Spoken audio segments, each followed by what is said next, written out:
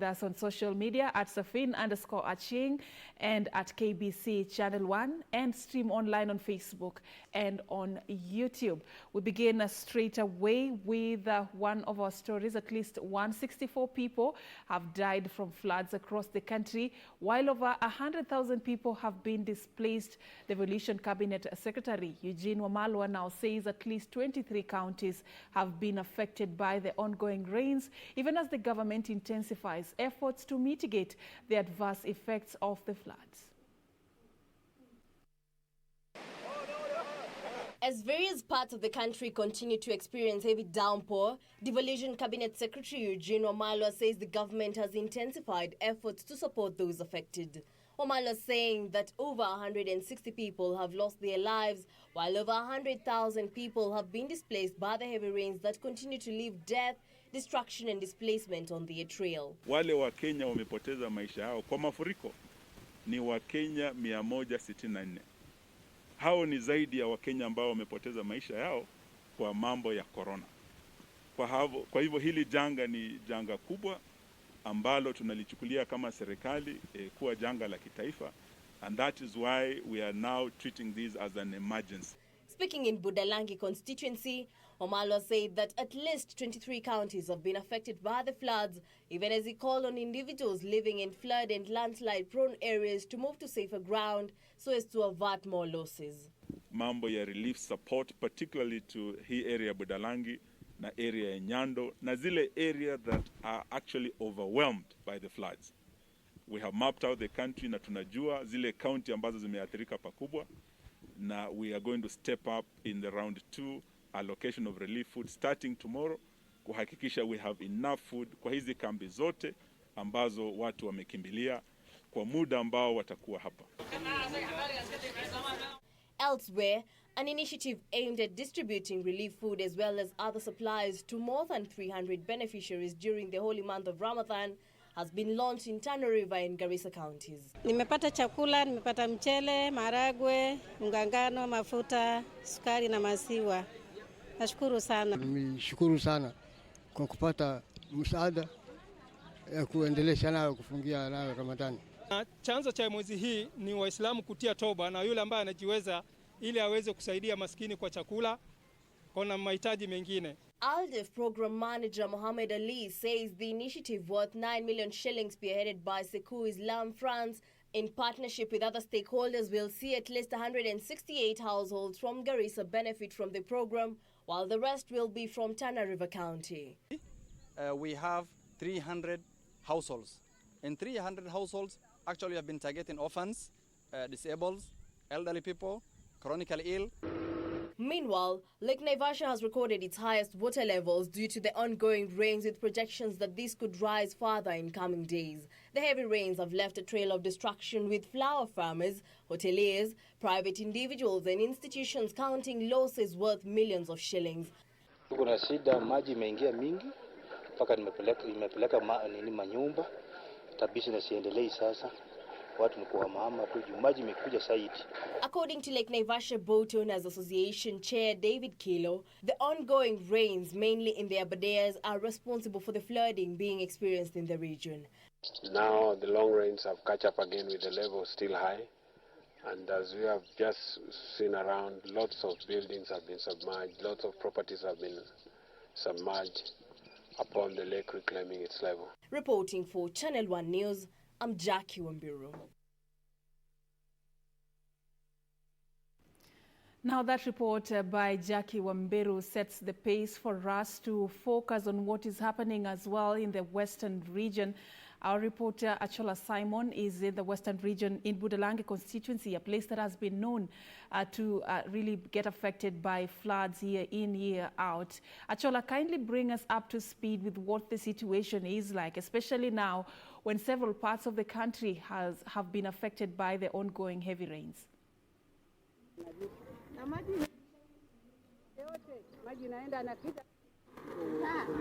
Well, Safin, as you've rightly put it, indeed, I am in Budalangi constituency that is in Busia County, and we are actually keeping a keen eye on the ongoing the flooding situation in this region. I would tell you that the new normal in this region is residents using boats trying to navigate their way out of their flooded homes or submerged homes into safer grounds. They are navigating through places that initially they would actually just walk or alternatively use bicycles to move. But the new normal here is actually the use of boats. We've been traversing the entire Budalangi constituency, and clearly what we have seen is a dire situation that actually needs immediate attention of. And of course, we've had from the Devolution Cabinet Secretary Eugene Omalwa saying what the government has actually been doing to actually see to it that those affected by the raging floods can actually be assisted. But I'll just paint a picture of exactly what is happening here in Kisumu, in Budalangi. When you come to Budalangi, actually using the Nyadorera route from Kisumu, and when you're just about to come to reach this place, which is actually in Harambee, you will actually see the entire village submerged in water, and you can actually see a number of locals trying to use their boats or canoes to try and navigate their way to the safer grounds. And most of the roads and most of the rivers in this region have actually broken their banks. When you look at Nzoia River on the other side, has actually broken its banks, and of course the water have flown into the villages. Of course, seeing the situation we are seeing actually now in Mayoni, which is in Kakamega County, a bridge, we are reliably informed, has actually cut, the water has actually cut off a bridge, and it basically means that people along coming from Kakamega all the way to Bungoma cannot actually access or cannot actually use that route. The same is actually happening in Nzoia, in Bungoma, in Nzoia, and a number of other areas also. And also just around here in Siaya, we're also seeing the similar situation actually occurring. So it's actually a bad picture, so to speak. But to give us the true picture of exactly what is happening here in Budalangi constituency is, of course, the locals who've been braving these floods for the last 1 week or so. And the fear is that the situation will continue, because actually when you look at the skies, the clouds are actually still gathering, and the weatherman has already warned that the heavy rains will continue pounding. And what we know for a fact is that this, of course, is the tail end of all the water that comes all the way from Mau and other other regions up the other side of the country. So of course the locals are bracing themselves, and of course they're expecting the worst of the worst, but they are saying that they are hoping that the government can actually come in faster and try to address the situation. So we will speak to a number of them who've actually gathered here, and they're trying everything within their means to ensure that indeed they're safe. So mama, karibu sana. Tumefika hapa na unalia sana. Tueleze hali namna gani hapa? Tueleze kwanza jina lako na tuambie hali namna gani. Jina langu naitwa Kosilata Kumotieno. Na hali maji imeenda na vitu vyangu, nyumba yangu imeanguka yote. Sina chochote, sina kitu, hata njaa pia nauma, sina chochote, vitu vyote vimeenda. Mama Kosilata, umekuwa hapa kwa muda mrefu sana. Tueleze hii maji imekuwa mingi kiasi hiki wakati mwingine, ama hii ndio wakati imekuwa vibaya sana? Wakati hii ndio imekuwa mingi sana kushinda wakati wote inakuanga ni wakati hii imeshidi. Hapa awali tumeona wakazi wa Budalangi wakisema kwamba serikali ikiwa imeshughulika na mambo ya floods na imeshughulika nayo kabisa. Imekuwaje kwamba wakati huu hamjajipanga na kuhakikisha kwamba maji yakija basi muwe tayari kuweza kukwepa mafuriko, ama mko katika sehemu salama? Sasa wakati huu sisi tuko watu hapa wanatengeneza huko, sasa maji ikija inakuja tu kabisa, inamaliza vitu vyote kabisa. Kwa sasa nyinyi mnaishi wapi, kwa sababu maboma zenyu zimejana maji? Tumeona mkijaribu kutoa vitu kidogo ambazo mko nazo kutoka kwa maboma zenyu. Sasa mnakaa wapi na hali iko namna gani? Tunakaa hapa barabarani, hapa ndio tunakaa.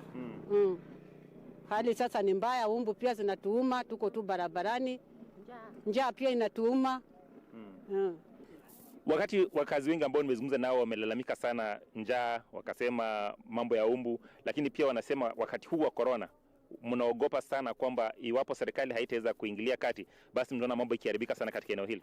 Tutaona wakikosa kuingilia corona itatuingilia sana, kwa maana kuna wengine wanasanyana pamoja na sisi tunakaa huko, kwa maana tunakaa mbali mbali. kwa sababu ya corona. Asante sana Mama Consolata. Safin, that is the cries of the residents here in Budalangi constituency, of course, painting a picture of exactly what is happening. We'll get some more views from a young man here who was telling me that his house was swept by the raging floods a couple of days back, and he does not know what to do. Naitwa Ernest Udur Moya. Ernest, ulikuwa unalala sana ukisema kwamba maji yameenda na nyumba yako na ujui mambo namna gani. Hebu tueleze tu katika kijiji ambacho unatoka, umeniambia ni unatoa Bohoa huko. Tueleze mambo iko namna gani? Mimi natoka Bohoa School hapo nyuma ya Bohoa Primary. Na tuna shida hata saa hizi tuna maafa. Pale tunaweza zika watu wetu hata wakikufa leo tumezika mwingine kwa maji. Tunachimba, tunazoa maji, tunaweka mawe. La pili, tunahofia hizi ugonjwa yenye iko ya corona hii itazidi kutumaliza kabisa, juu hata maji ya safi yenye tunaweza tumia hakuna. Wamama na watoto, hata saa hizi nimetoka huko kwa milima kutafuta ng'ombe zangu na bibi na watoto, siku 2 sijawaona. Pengine nini haswa inatakana kufanyika, kwa sababu tunajua tayari hali si nzuri sana? Pengine nini inafaa kufanyika ili kidogo tuweze kusitiri maisha jinsi yalivyo hapa? Ni serikali lazima iingilie, iangalie venye tunaweza kuwa na madawa, tukue pembeni. Juu kuna area zingine kama hizo za milima, inasemekana hizo area tunakimbilia ni za wenyewe. Tukienda huko kuna condition. Baka unaona wazazi wetu, manyanya zetu wako hapa kwa barabara. Na hii barabara pia ni hatari, kuna magari hapa. Sasa lazima serikali iingilie katika, si wasiwachie tu machief, serikali kuu na ya county wakuje kwa ground wasaidie watu wao. Ernest, kitu ambacho tumejua ni kwamba kulikuwa na mradi wa World Bank ambao ulihakikisha kwamba mafuriko katika eneo hili yalikuwa yamedhibitiwa vikamilifu, na kuna mikakati ambayo iliwekwa kuhakikisha kwamba iwapo maji yanaanza kufurika hapa, basi kuna zile early warnings ambazo mtaelezwa kwamba mafuriko yanakuja na watu waondoke katika sehemu hizi waende katika sehemu nyingine. Hebu nieleze tu kama mradi huo umeweza kuwafaa, ama ni nini haswa kinatakana kufanyika tukienda mbeleni kuhakikisha kwamba swala hili halitajarudiliwa tena? Kulingana na swali yenye ulituambia, kulingana na World Bank haijaenda vizuri sana. Kulingana walikuwa wanachukua mashamba, watu wanataka kutengeneza dai kwa watu wahame wanunue area zenye ziko juu, lakini kulikuwa na ukora ndani. Juu ile pesa walikuwa nalipa haiwezi tosha kukugurisha hapo uende utafute shamba fulani na ujenge. Sasa hapo haikuenda na watu vizuri. Kuna wale wajalipwa baka leo na inatakikana wagure. Sasa atagura aende wapi? Juu wao wakubwa wetu na wale wasimamizi ndio walifaidika na hiyo mradi. Sasa tukashindwa. Janga kubwa kwa hii Kenya ni corruption. Watu wanaumia juu ya hiyo. Tukienda mbele, pengine tukimalizia tu, pengine swala gani ambalo unafaa lishughulikiwe? Tumesema kwamba tunataka madawa, tunataka viandarua vya nini, pengine nini kabisa inafaa ishughulikiwe kwa haraka kuhakikisha kwamba basi kina mama, watoto wasiweze kuathirika kabisa na janga hili? Kulingana na history, nasikia kuna mashamba moja alikuwa ameshatoa kitambo huko Kitale. Hizo mashamba kama serikali inaweza fuatilia, wakagurusha watu wote waende huko Kitale, waanze maisha huko. Hiyo inaweza kuwa bora kuliko madawa na chakula. Kila mtu ajitegemee mali yako, anajua ako permanent, ako safe. Kuliko ati leo unga nusu, kesho maziwa, na hii ni permanent issue yenye lazima imaliziwe kulingana na serikali. Iingilie katikati, watafute zile mashamba tunasikia ziko Kitale huko, zile walitenga kwa watu wa Budalangi na watu wa Lego watu wahame hapa. Si pesa duni. Thank you very much. Safin, those are the cries of the locals here. Of course, saying that the government must actually find a lasting solution to this problem. Of course, they're saying this is the worst they've seen since they started residing in this region. We remember, of course, the World Bank and the government actually coming up with a project that was meant to actually reduce the effects of floods in this region. For some time, the project had actually worked well until, of course, this year when the raging floods swept off virtually everything in this region. We'll keep a keen eye on exactly what is happening here in Budalangi. We'll also be going all the way to Kakamega and other parts of these regions that have actually been affected by the floods. And no doubt our viewers and listeners will be getting a comprehensive bulletin in our subsequent bulletin. Back to you, Safin.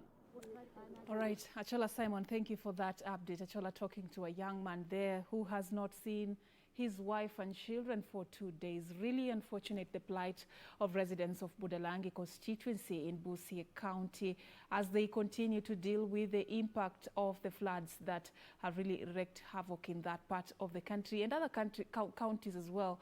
And we will be keeping a close eye on the flooding situation in the country, bringing you up to speed with more news that we get from different regions. We are now going to be taking a very short break right here on KBC Lunchtime News. Don't go too far. We still have more on the other side of the break.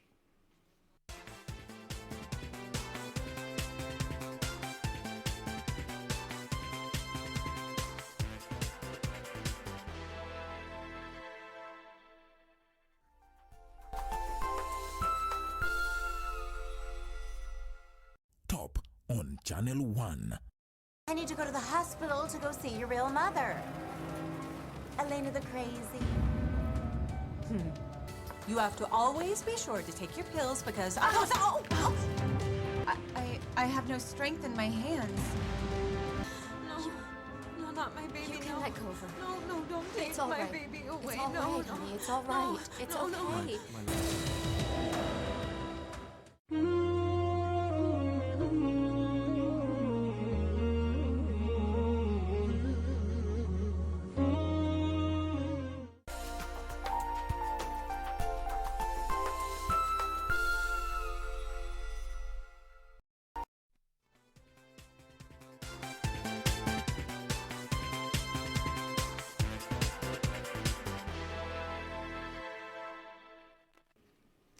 Welcome back, and thank you so much for staying with us and those who are also following this broadcast online on Facebook and on YouTube. We really appreciate your feedback for them who are also taking time to interact with us. I want now to take you to the coastal region. The hearing of a case where Kilifi Deputy Governor Gideon Saburi is accused of failing to self-quarantine over the COVID-19 disease will now be heard on the 4th of June after the prosecution applied for more time to conclude investigations. Saburi is out on bond after a Mombasa court granted him bail.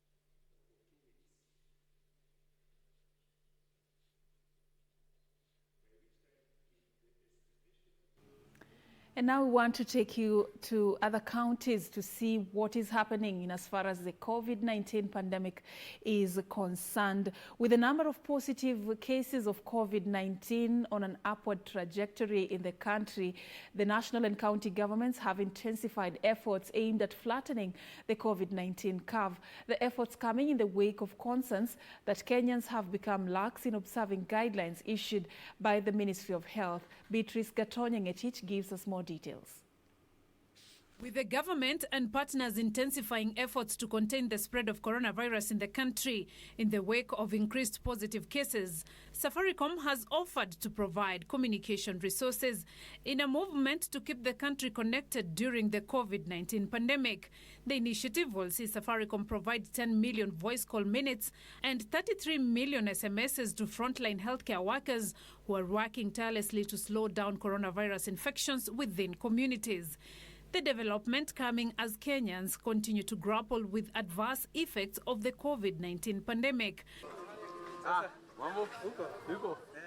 For residents of Githogoro slums, The obtaining situation has made life unbearable since they can hardly afford a meal a day.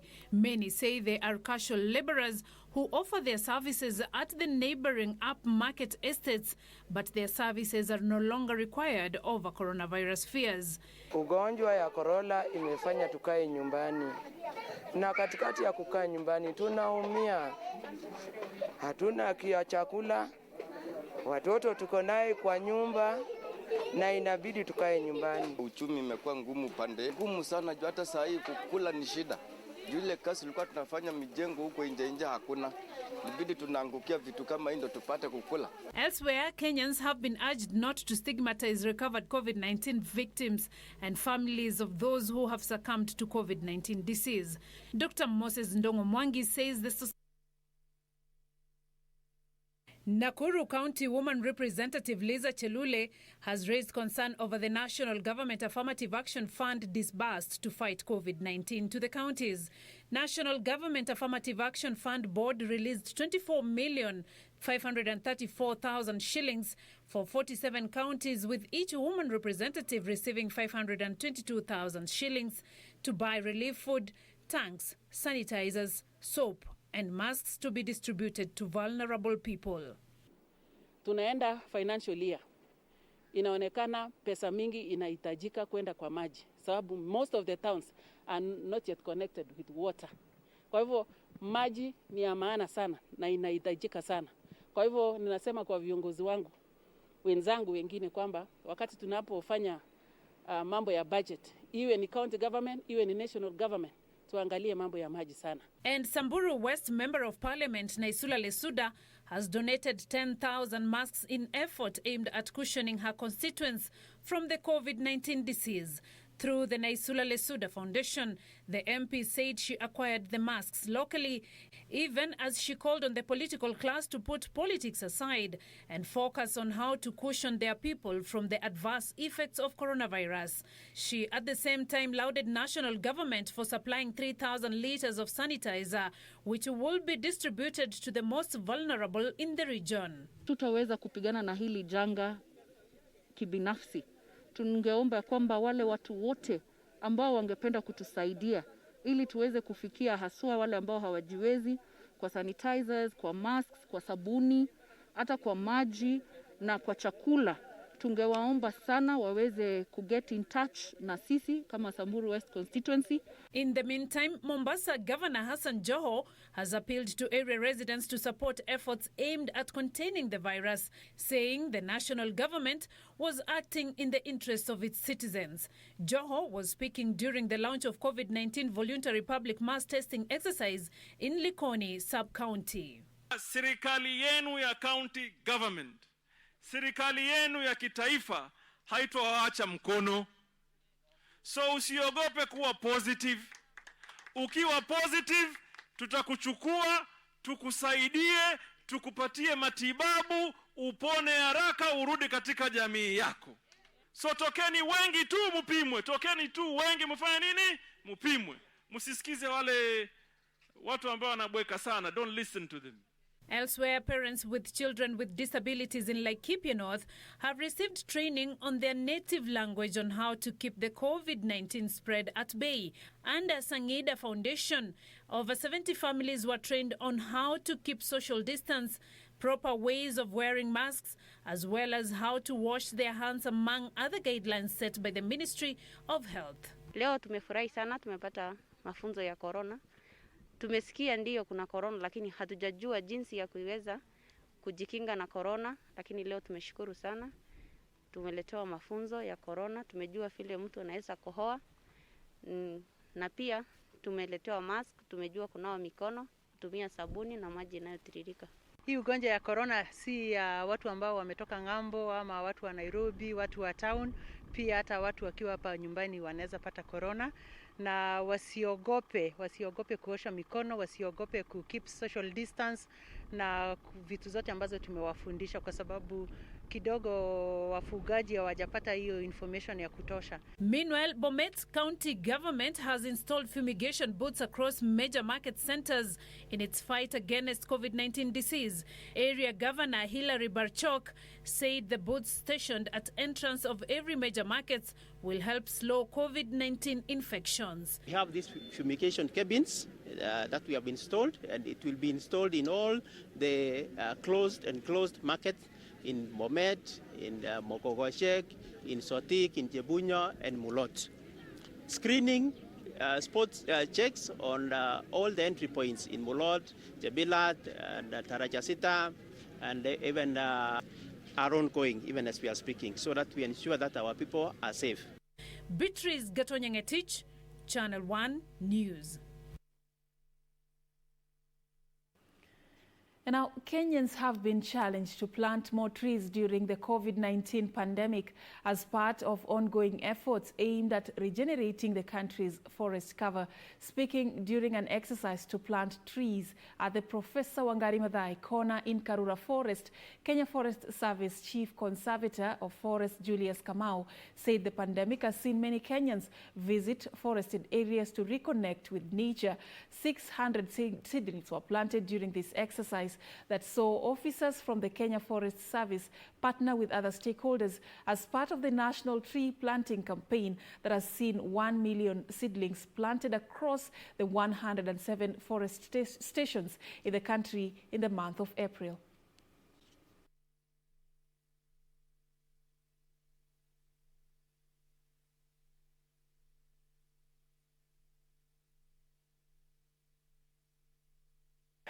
And basically, this is a campaign that we have sustained across the country, across all our 170 forest stations. Planting is going on. I'll tell you, for example, in month of April, month of March, we have still been planting. We had rains in January, we were still planting. We had rains in November, December last year, we continue to plant. And therefore,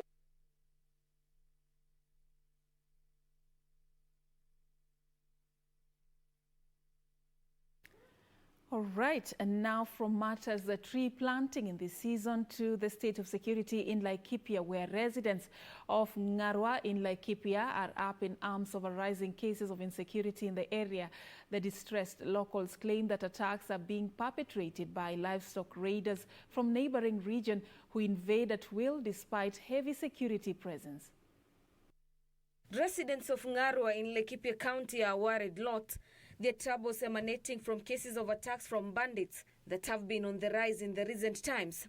These happenings despite heavy presence of security officers in the region. Residents claim the bandits have been taking advantage of heavy rains pounding the area to carry out the attacks. Yet the night curfew instituted by the government to curb the spread of COVID-19 is not helping either. According to residents, incidences of kidnapping by raiders by the armed robbers have also been on the rise. Meanwhile, Bura MP Ali Wario has condemned the killing of herders at the border between Kitui and Tana River counties on Sunday. Na tumeapili mara nyingi kwa serikali kuhusu hii tatizo. Kwanza waingie hiyo sehemu walete utulivu. Pili, mpaka siku ile mambo ya mipaka itatatuliwa baina ya Tana River na Kitui, mauaji yanayoendelea haitakoma. Ningeomba serikali kwa haraka, baada ya kuleta utulivu, walete mikakati ya ni vipi tutaenda kutatua matatizo, ugomvi ya mpaka baina ya Kitui na Tana River. According to Deria Musa Ahmed, a resident of Bangale, his late brother Ali Ahmed was herding the family's goats together with a 14-year-old girl when the incident occurred. Mauaji imetendeka, kulikuwa na watu wawili, msichana ambaye alikuwa na mchungaji mbuzi akauawa hapo na maiti yake ikakosekana.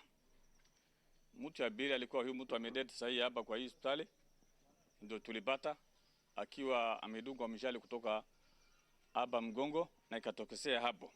The herders managed to drive away with 50 goats together with the girl who is yet to be found. Mbuzi imekatwa, haikubebwa yote, imekatwa kama mbuzi 50 na hiyo msichana pamoja. Kusukuma kidogo, msichana akajinjwa na akafishwa mili na viatu ametolewa, na hiyo viatu ametolewa kwa hiyo msichana, wanaume wamefaa. Maiti imefichwa mahali kitaka kabisa, wameweka huko kisu kukata hapa kwa chingo na kukata hapa hiyo hii matiti mbili.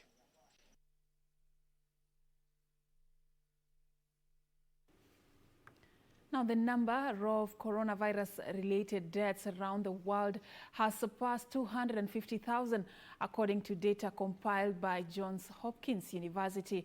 United States remains the country with the highest number of fatalities, accounting for almost 70,000. Italy has over 29,000 deaths, while the United Kingdom has nearly 29,000.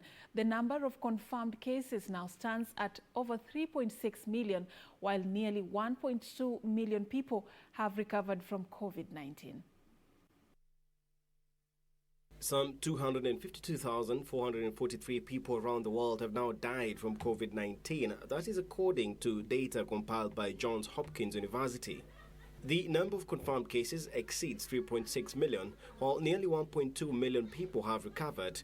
More than $8 billion have been pledged to help develop a coronavirus vaccine and fund research into the diagnosis and treatment of the disease. Some 40 countries and donors took part in an online summit hosted by the European Union. 15 children in New York City have been hospitalized with symptoms compatible with a multi-system inflammatory syndrome that might be linked to COVID-19, according to a health alert issued Monday evening by the New York City Health Department. The patients aged 2 to 15 years were hospitalized from April 17th to May 1st. Italy was among countries in Europe and around the world that began cautiously easing lockdowns imposed to curb the spread of the coronavirus. The death toll in France rose from 306 to 25,201, the sharpest rate of increase in 4 days.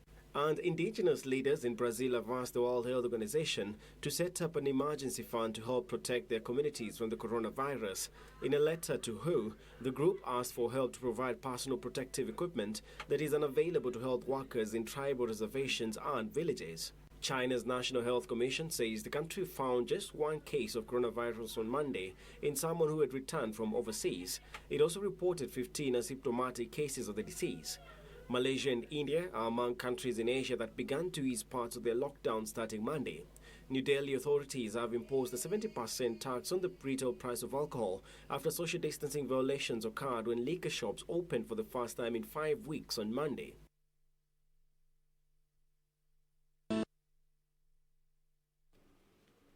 Now, the coronavirus pandemic has altered family life, with parents having to navigate through the challenges brought about by schools closure, working at home and social distancing.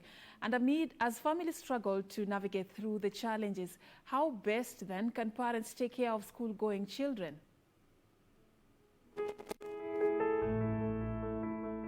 To the next age group, these are children now who are school-going children. They are now from class 1. Going onwards, children who can follow rules, who can be explained to, children who still need structure in their day. And these are children who are used to going to school, to learning, and so they are finding with this new environment where they are being told to stay at home, they are a bit confused. They don't know when they are going to see their friends, they don't know when they are going to go back to school and be with their teachers. So parents, once again, talk to your children. For children, all age groups of children, if they need to see a doctor, we are encouraging parents, please do not stay with a sick child at home. It's more dangerous. As the Ministry of Health, we've put measures in place to screen people even from the entrance of public facilities, and more private facilities are also taking this up so that we limit transmission of any person who has suspected COVID to somebody who doesn't have. So our facilities are quite safe for everyone to visit if they so require. Children at this age group can take in stress and they can actually be depressed. Remember, you've removed them from their normal day-to-day activity, which is school, home, school, home. So for these children, there's a very high risk that they could actually get depressed. So parents, be in touch with your children, continue talking with your children. Limit, for all children, please limit the information that comes through them from our screens, from our radios, from our computer. Children see things and they interpret them, and especially when there's no one to guide them on what is happening, they will interpret them in a very negative way and it will affect them mentally. These are children who can stay in the house, but they are also able to open a door and quickly rush outside to go meet with their friends. So sit down with them and explain to them why this is not allowed, to meet with their friends or to go to the neighborhood homes. We are facing a crisis where we have some parents who are used to their children going to school so that they can go and do their daily normal work. So these children are being left in the homes alone, and there could be cases of children getting hurt or injured if there is no proper guidance. So for caregivers who really need to go and leave young children at homes, please ensure there's somebody who's watching over them. Never leave young children alone.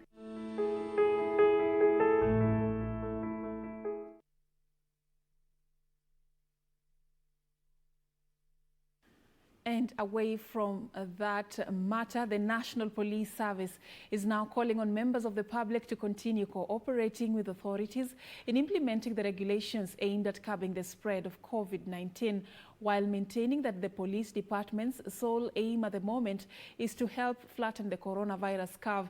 Inspector General of Police Hilary Mutyambai says the department has been dealing with isolated cases of officers who have used excessive force in administering government directives on the contagion. Speaking at an event to receive donation of protective gears to officers from the Kenya Police Circle, Mutyambai noted that sensitization efforts on the role of the police and the public in the war against the virus are bearing fruits, as seen by the level of compliance.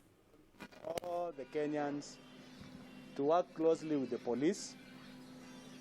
Our intentions is not to fight any nature of crime.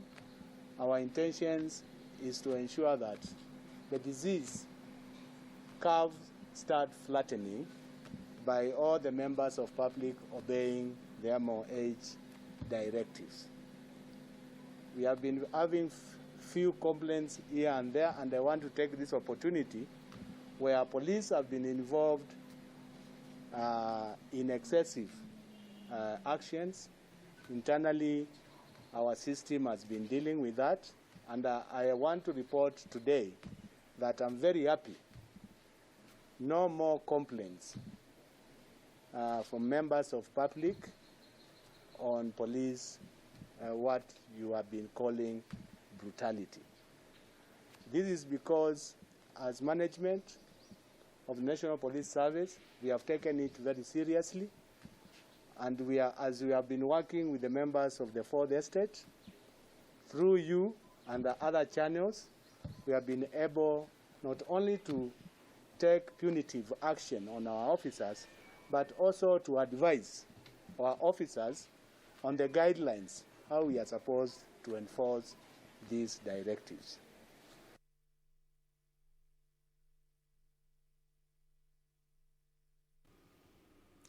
Now, drama unfolded in Kihara, Kiambu County after a woman and her 3 children were forcefully evicted from her matrimonial home.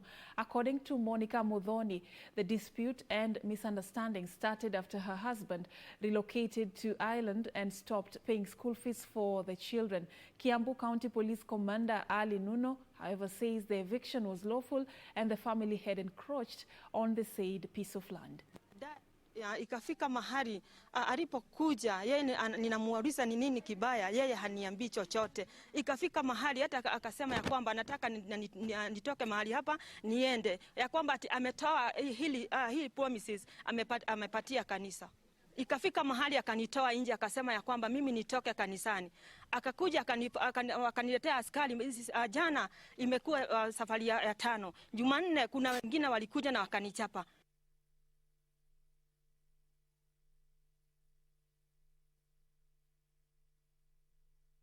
And as that was happening, a middle-aged woman in Kagundo accused of setting a 9-year-old girl on fire has been charged. The suspect, who hails from Matungulu, is said to have caused bodily harm to the minor after spilling a dangerous hot substance at her private parts. The suspect, however, denied the charges, even as the judge hearing the case rejected her plea to be released on bail. On its part, the prosecution pleaded for more time to solidify clarify the case by way of P3 forms, which are yet to be filled as the victim is still in hospital.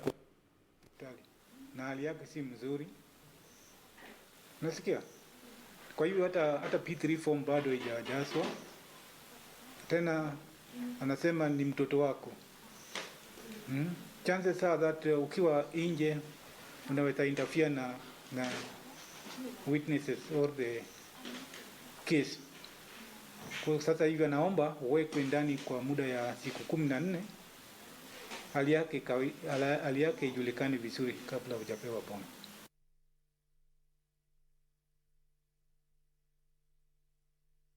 We really hope that justice will be served to that 9-year-old girl. This is such an unfortunate incident happening there. Now we are going to be taking a very short break right here on KBC Lunchtime News. Don't go too far. Remember to continue interacting with us on social media. We'll be back with more news from the world of business and also from Matter Sports.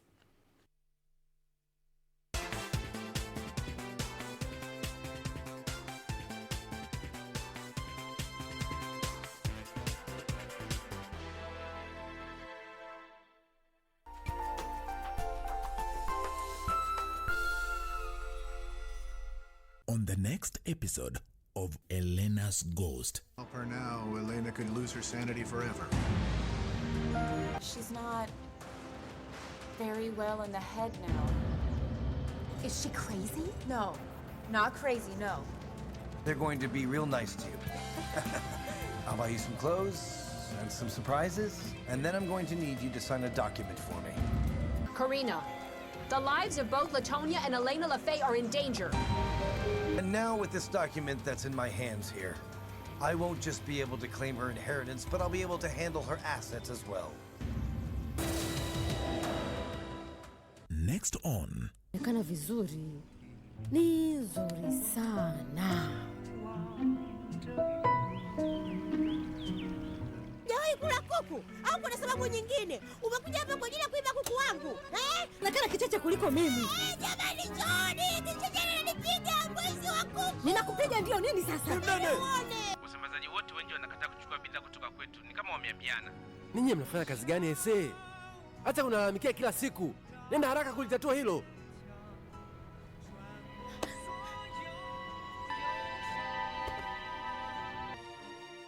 Next on Corner. Don't order me around like you own me.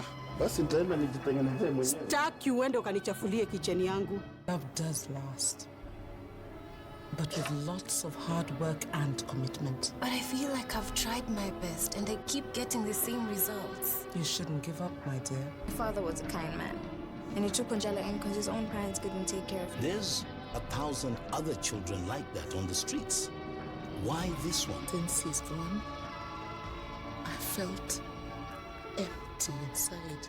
Sounds like I came in on time. This is a private meeting. Not when 2 of my boxes are being named.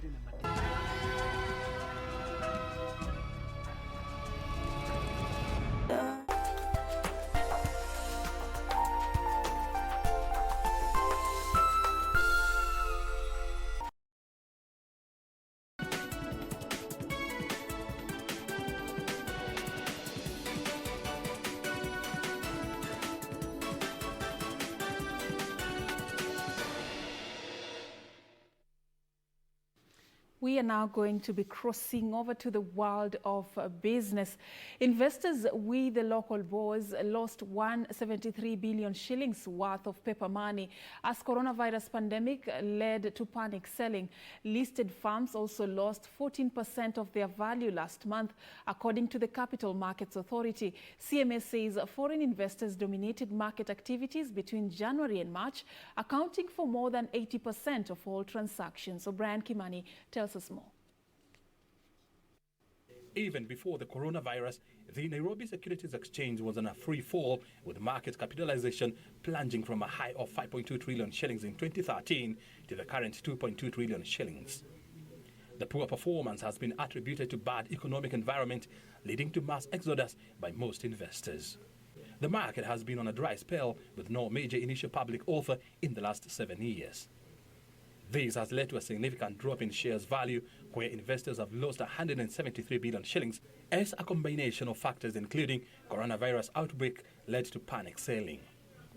According to the Capital Markets Authority, the value of listed firms at the bourse fell by 14.5% from 2.3 trillion shillings in March 2019 to 2 trillion shillings registered at the end of March 2020. The quarterly market soundness report says average foreign investor participation during the quarter averaged 61.2%, which is a 2% decrease from 63% recorded in Q4 of 2019. The Kenyan market continues to be highly driven by foreign participation as they seek higher yields in alternative assets within emerging markets. In the quarter under review, net foreign portfolio levels amounted to a total outflow of 844 million shillings compared to a total inflow of 262 million shillings during the Q3 of 2019. CMA says it is in talk with several companies who have shown interest in listing on the market. O'Brien came in for lunchtime news. A section of tea growers in Murang'a County are calling for civic education on the newly proposed tea regulations with barely a week to go before submission of views is concluded. According to the farmers, the technical jargons included regulations makes it hard to understand, hence simplification of the text is necessary before its adoption. Tea is one of the leading foreign exchange earners, contributing about 23% of the country's total export income and supports the livelihoods of more than 5 million Kenyans. However, Kenya's tea value chain has for years been constrained by structural challenges, including manipulation and predatory behavior of some actors in the value chain, undermining the sector's ability to achieve its full potential on export earnings, job creation, and better incomes. Envisioning a situation where other people can be licensed to open a tea auction. It shouldn't be an exclusive one system, because the existing one has not served farmers. In what is seen as a turnaround strategy, the government has proposed regulatory remedies to protect tea and coffee farmers, among them evaluation of the Kenya Tea Development Agency's commercial operations. Hapa nikile ningeomba to involve all stakeholders. Mkulima awekwe hapo. Na mkulima ndiye anastahili kwanza kuulizwa sana juu majani ni yake. With a showdown looming on the agency's tenure, farmers are calling for civic education on the proposed guidelines. They argue that the technical jargon used has made it difficult to comprehend the new proposals, yet they affect them directly. Hizi sheria ziletewe wakulima wasomewe na wao wasome na hasa kwa lugha yao. The new tea regulations have left tea farmers divided, with the center of interest being focused on whether to scrap the Tea Development Agency and allow farmers to individually source for markets for their produce.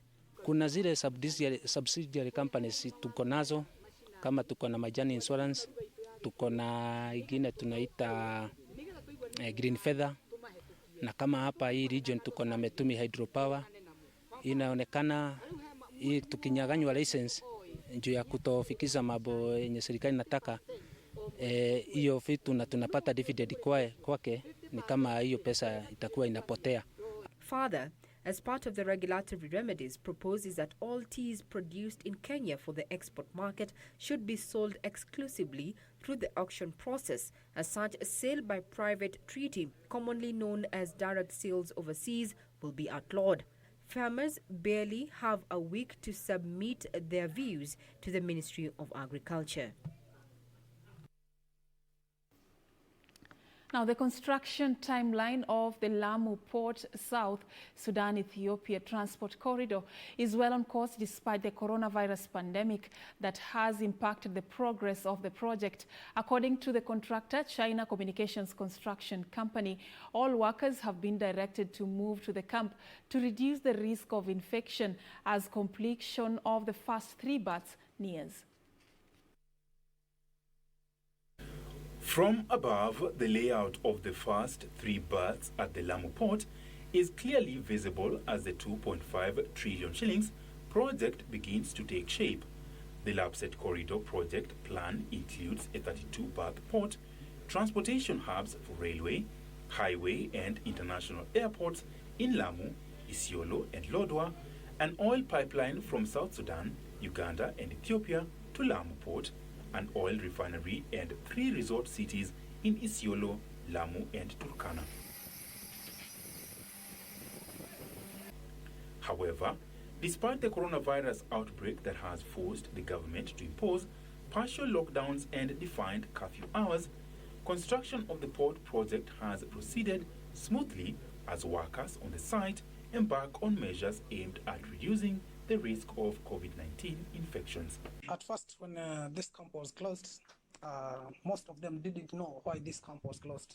But when the COVID-19 disease spread all over Kenya and many cases being announced, it's when most of them came to realize the reason as to why this camp was closed. At the site, each worker is required to wear personal protective gear as well as undergo regular temperature checkups. We really appreciate their continual collaboration with us, making our work easier and accessible to areas that need our help. We therefore, on behalf of the Minister of Health, Lamu County, say thank you to the company. Construction of the concrete placement of the last section of the vertical and horizontal beams in the third berth has since been completed. Berth 3 project manager Mengu C says since confirmation of the first COVID-19 case on 13th of March, all workers were required to move into the camp to avert any possible infection that would have hampered the project implementation. The first 3 berths are being constructed by a consortium of companies led by China Communications Construction. Ronald Willie, Business Defined. Now, crossing the borders to some international business news, the U.S. government plans to borrow a record $3 trillion in the second quarter as coronavirus-related rescue packages blow up the budget. The sum is more than 5 times the previous quarterly record set at the height of the 2008 financial crisis. In all of 2019, the United States borrowed $1.28 trillion, and now the US has approved about $3 trillion in virus-related relief, including health funding and direct payouts. The total US government debt is now standing at $25 trillion. The latest spending packages are estimated to be worth about 14% of the country's economy. The government has also extended the annual 15th April deadline for tax payments, adding to the cash crunch. The new borrowing estimate is more than $3 trillion above the government's previous estimate, a sign of the impact of the new government programs. Meanwhile, WeWork co-founder Adam Newman has filed a lawsuit accusing Japanese conglomerate SoftBank and its massive investment arm of breaching their contractual commitments and fiduciary duties by walking away from a $3 billion share buyout agreement. The lawsuit, filed in the Delaware Court of Chancery on Monday, accuses SoftBank and its SoftBank Vision Fund of secretly taking out actions to undermine the share buyout agreement before backing out on April 1st. According to the lawsuit, the tender offer was part of a rescue package agreed to late last year when WeWork's IPO left the office-sharing startup teetering on the edge of insolvency, until SoftBank stepped in with the bailout worth roughly $10 billion at the time. Elsewhere, new car registrations almost ground to a halt in April after coronavirus lockdown measures were introduced, the motor industry has said. Figures from industry body the SMMT shows a 97% drop compared with last April, the sharpest fall since 1946, the year after World War II ended. Only about 4,000 cars were registered, mainly for use by companies. The closure of car dealerships as part of measures to try and combat the disease of COVID-19 has hit consumer registrations. The Society of Motor Manufacturers and Traders, SMMT, said that of those 4,000 registrations, 70% were companies buying for their fleets.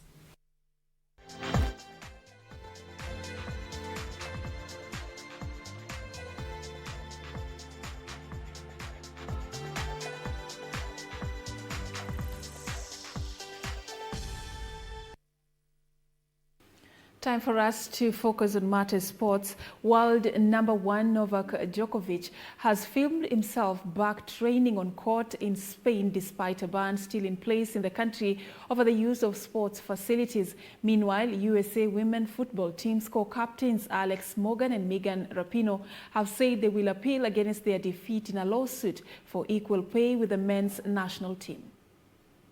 18-time Grand Slam champion Novak Djokovic has once again come under scrutiny after posting a video on Instagram showing him exchanging shots with another man at a tennis club in the coastal city of Marbella, where the Serbian has been staying despite a ban still in place in the country over the use of sports facilities.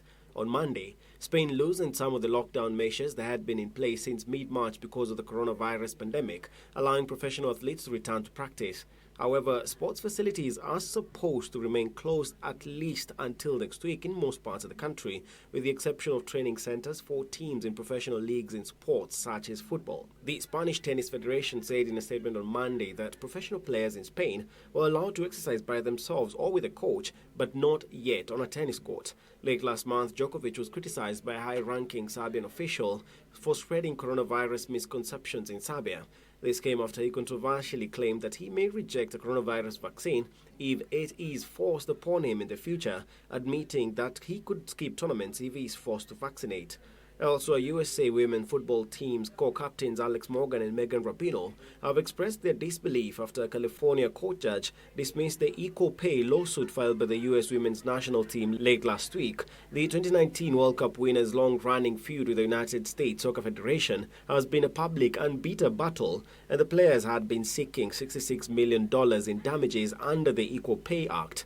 However, the court allowed complaints of unfair medical, travel and training to proceed to trial, which is scheduled to begin on June 16th. And on that note, we've come to the end of our bulletin as at now, but you're still working on more stories for you around the clock. We will be updating you as we progress in the day. Remember, later we're expecting an update on the coronavirus situation in the country from the Ministry of Health. Follow us on Twitter and on Facebook at KBC Channel 1. My name is Safin Achieng Oma, and our sign language interpreter has been Byron Abuli. Have a lovely afternoon.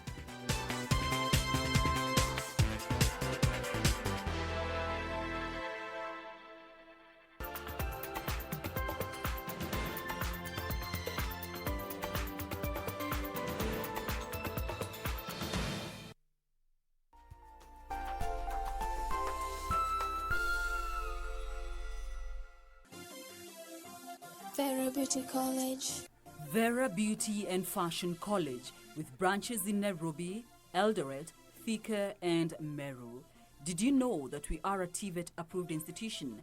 We offer courses in fashion design, interior design in soft furnishing, event decoration, flower arrangement, event planning, hairdressing, barbering and dreadlocks, beauty therapy, makeup, nail technology, spa massages, teaching skills, TOT, solo business management, and many more. Register now and visit our website on www.verabeautycollege.com. You can also call on 0725 923 550 Nairobi branch, 0728 087 689 Eldoret branch, 0722 22 7428 Thika branch, 0725 000 706 Meru branch. Vera Beauty and Fashion College, a TVET approved institution.